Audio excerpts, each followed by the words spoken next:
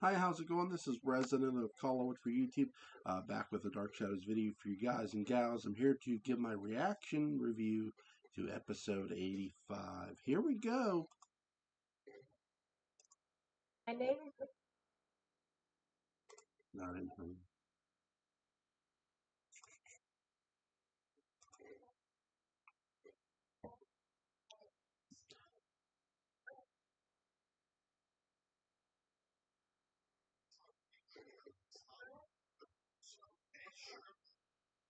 Yeah, Vicky's locked in the abandoned West Wind in an abandoned room.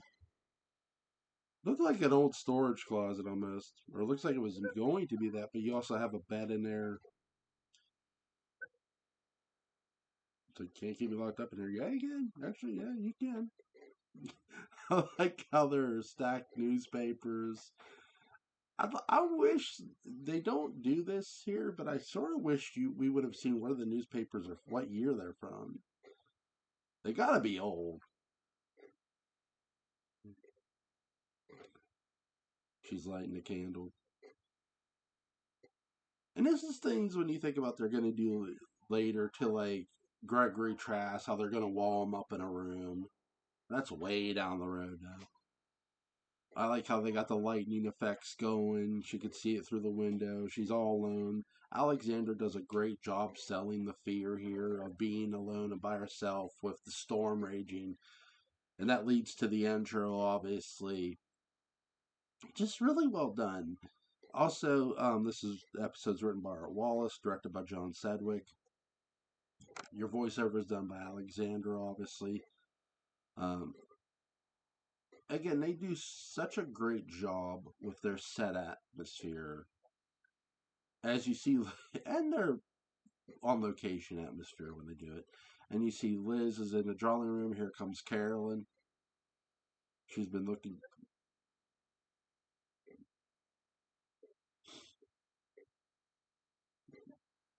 Carolyn asks where you see my raincoat, and Liz is concerned about Vicky. That Vicky just went into the rain, and I like that little conversation here. She's like, "I sewed your button back on. It's in my room. Your raincoat, that is."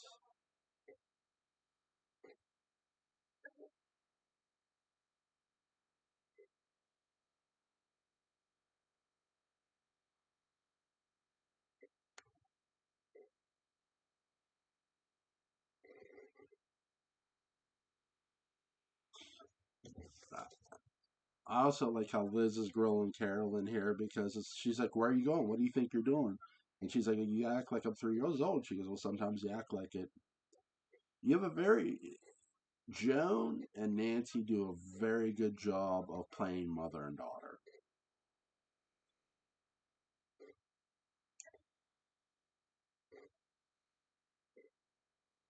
And Carolyn reveals to her mother that Joe had another date, even though she apologized to him. "I'm gonna get my raincoat." She said, "Carolyn." She's like, "No, come back here this instant." She's got a very pretty dress on. She's having dinner with some girl. She's like, "I don't know, and I don't care." She cares. She cares. Jealousy's an ugly business, isn't it? Joe loves you, you know. He said it enough times.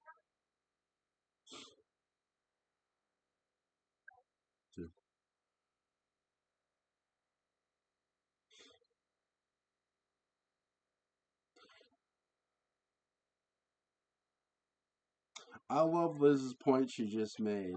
She just said about you. She just said about all you that you chased a man to Bangor, meaning Burke, and she goes, "If I had been Liz says, if I had been Joe, I'd taken a dozen girls out by now. You had, basically, I mean, Liz is reading her the riot act here and telling her you have not been fair to your boyfriend at all by going out with another man. You know, Dark Shadows, when we say love triangle, they talk about love triangle.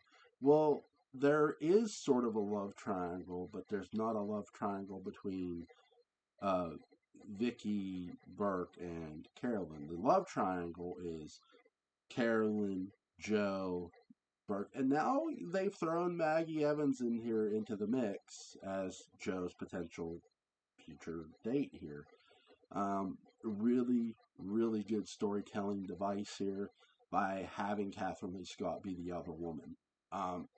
Why not? I mean, you've had, and you do feel for Joe too. You like, okay, she's basically tossing him to the side every time for Burke, and now it's his turn. It's sort of Carolyn's turn to be receded, if you will. By receded, I mean Joe's not doing it to be petty, but this is the receipt Carolyn receives for ignoring her boyfriend. Okay, you're ignoring me. You're not going out with me. We're not even really a boyfriend and girlfriend, really. So I'm going to take this other girl on a date. Again, great storytelling device. Yeah. She's all up her ears. I love it.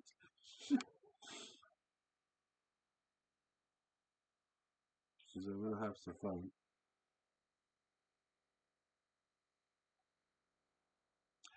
I love how the storm matches the anger of Carolyn here. Great effect, great timing by both Nancy Barrett and the effect makers. And here's our buddy Sam.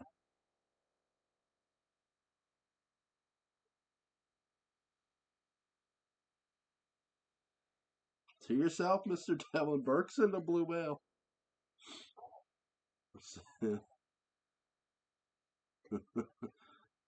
Sam, come sit and visit with me. Sam's gonna come make a phone call. He just walks past him and makes a phone call.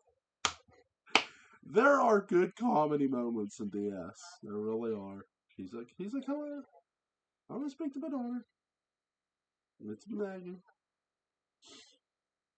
Many servants haven't been drinking. No, not yet. He's like, no, I'm not yet. I haven't been drinking yet. Company.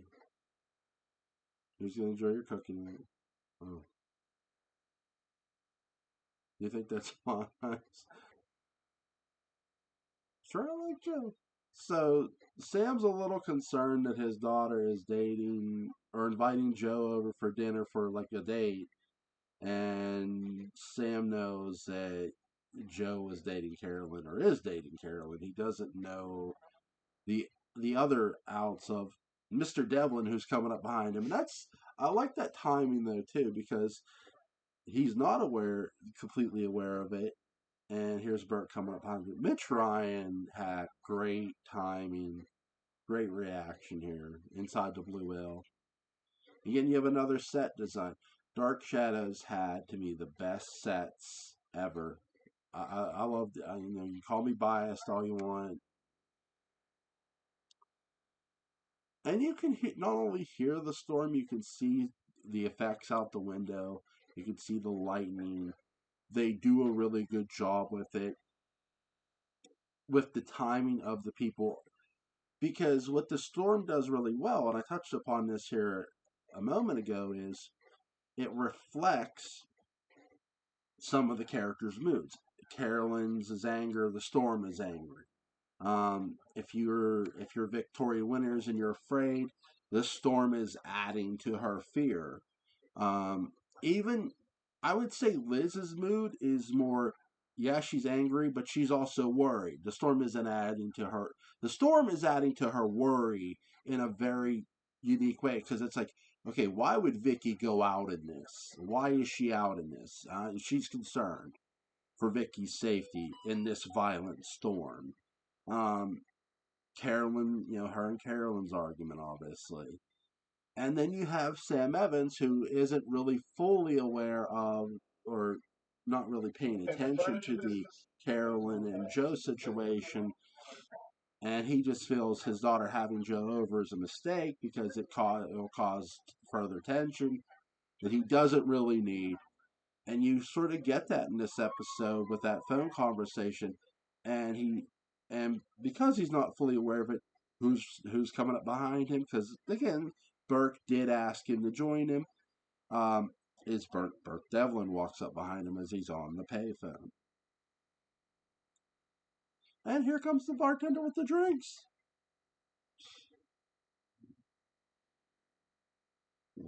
What do we think we're drinking? Days gone by.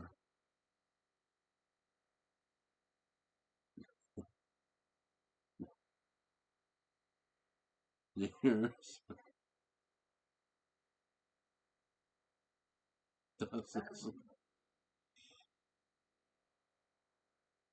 No.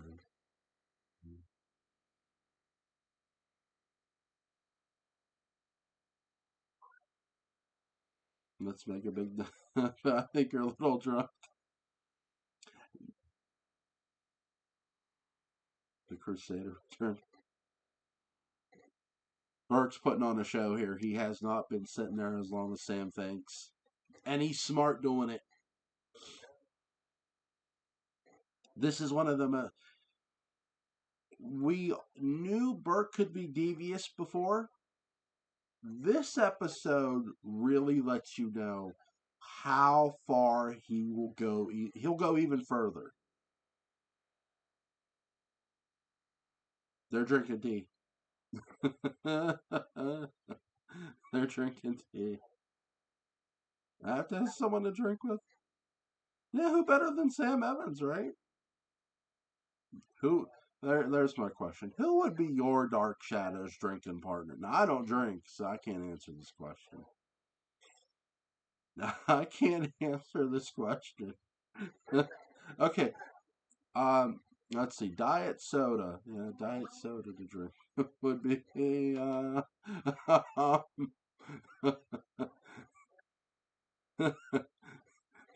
probably Vicky.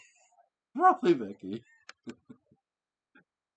I can't trust David with my life. And they're talking about their friendship, Burke and Sam. And Sam tells him, you can't come back here like you have, expecting to find friends when you've been looking for trouble. That I'd come back and nail Roger and live happily ever after. I like how Burke says that all happens in fairy tales, bringing back the reality of the situation, that he has not done what he's come to accomplish yet, which is expose Roger as a murderer and tell the truth. You can't have it both ways. Sam, you are. Sam, let's forget all about it. Amnesia. Amnesia. And there's Liz sitting in the drawing room, reading a book. Wonder what she's reading. Mm-hmm. And there's Carolyn in her raincoat and her umbrella. I just want to get out the house for a little and listen to some music. What's wrong? You mentioned Burke Devlin. I was angry with you. She said, you know as well as I do, Burke wouldn't have a thing to do with me. Nah. Hey, what if he thought he could get advantage out of it? Getting something out of it. There's that storm. And I love how you hear the rain. What about Vicky? What about her? I thought you could help me find her. But she's gone out and I'm going out. She couldn't have gone out. I'm afraid something to happen to her. So Liz is saying she doesn't think Vicky's went out. All her coats are where they should be. She does not believe Vicky has gone out. Now something has happened to her, and Liz is now worried about Vicky. Good setup. Good. And then speaking of Vicky,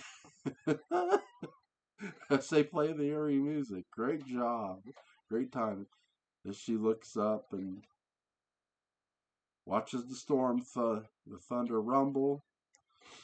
Now you don't hear the rain here, which is fine. You don't have to, but there's bars on that window, girl. Like even if they're worms, what would you do? You'd crawl out to the roof. This is That wouldn't be a good idea.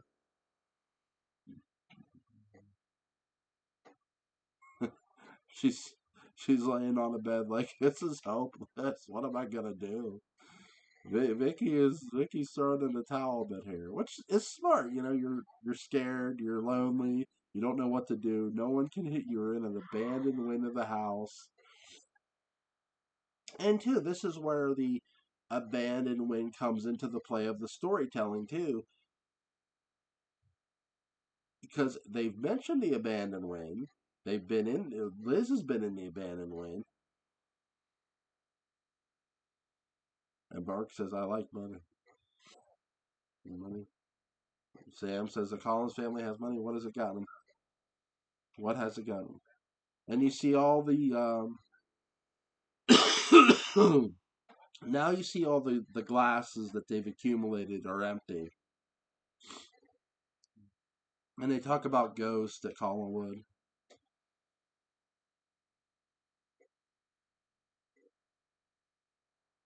And stuff there.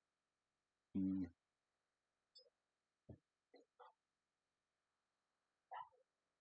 mm. Burks. Demons haunt Collinwood. Not a self-respecting saloon. He called it a saloon. He didn't call it a bar. I guess it's small enough to be a saloon. Didn't most saloons have like hotel rooms though? Look at the glasses. I like how they tell the story of the glass. They're telling the story with the camera with the glasses. They clear all the glasses off the table onto the tray, and like there's a good bit of them there, and they're drinking more. They're drinking more. The whole herd of ghosts traveling through the front door of Collinwood. I love the camera work too in these episodes. They do a great job. And there's some more drinks. You have two for Sam and two for Burke. So there's two. So four glasses are on this table. There were more than four glasses a moment ago. There had to be about 8 to 10 empty glasses.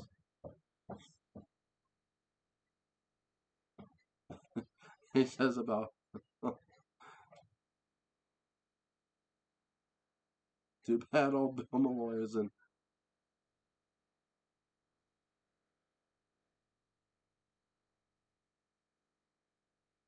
I did.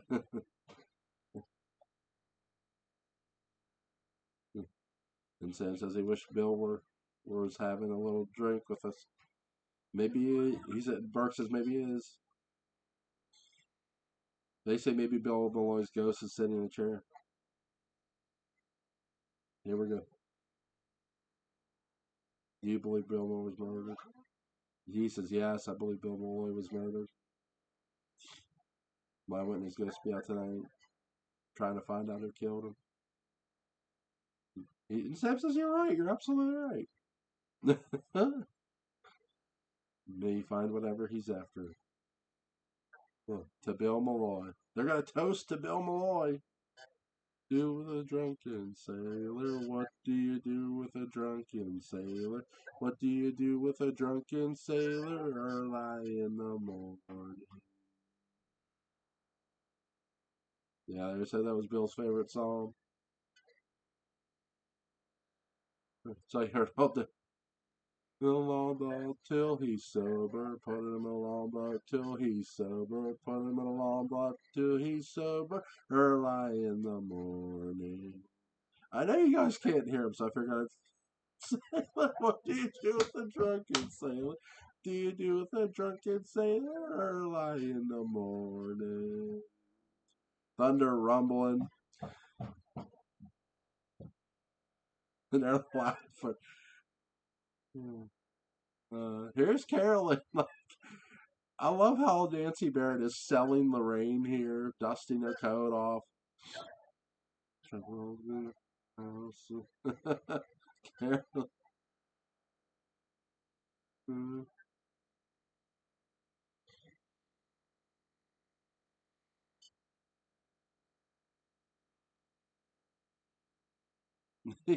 as Carolyn said.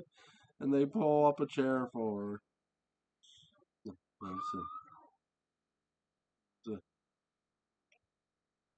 They, they mention Bill Malloy in a different way. That he's looking out for his Dutch desserts. For years and years, he says. But then he said, I don't know. Carolyn says, I think you're both crazy. Wise, only wise. Where's Vicky? Sorry for dissing.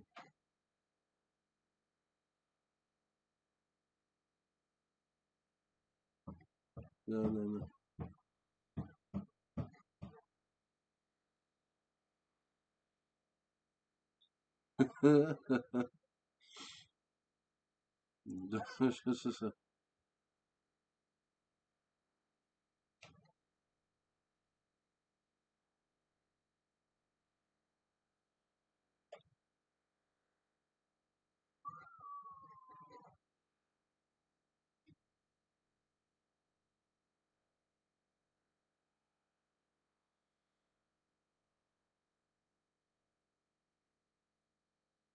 Maggie's guest, Joe Haskell.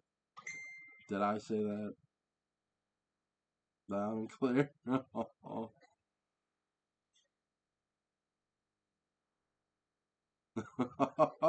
Burke says about the Green Eye jealousy of Carolyn. That's a good question. What are we gonna do? That is entirely up to you, and you can feel a bit of the sexual tension here with those with the verbiage. With the drunken sailor, the Bill Malloy, who died so cruelly in the sea. I like how Burke toasts Bill there. But Bill, he's so good. And he's sort of flirting with Carolyn as he's holding her hand and moving her hair back. And Carolyn's shaking her head at him, smiling at him. Nancy Barrett did a great job there. Speaking of Bill Malloy, here's his ghost. Great job by the effects department.